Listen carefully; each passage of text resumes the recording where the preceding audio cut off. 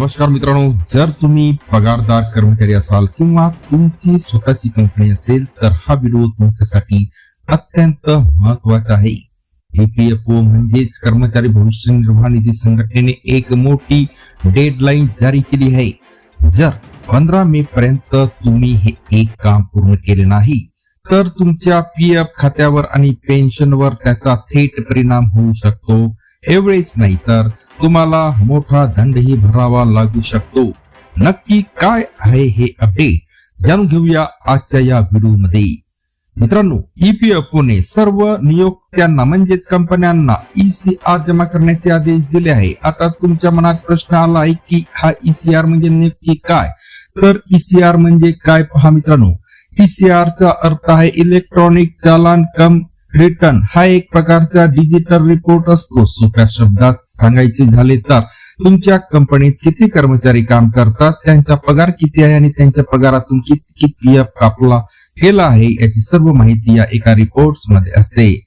15 मे तारीख का महत्वाची आहे तर मित्रांनो, EPFO च्या नियमानुसार दर महिन्याचा ECR 15 तारखेपर्यंत जमा करणे अनिवार्य आहे.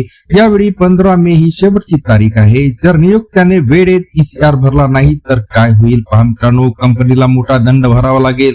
कर्मचाऱ्यांच्या खात्यात PF चे पैसे वेळेवर जमा होणार नाहीत. सर्वात महत्वाचे म्हणजे तुमच्या पेन्शन रेकॉर्ड मध्ये अडथळा येऊ शकतो आणि EDLI विमा योजनेचा लाभ मिळण्यात अडचणी येऊ शकतात.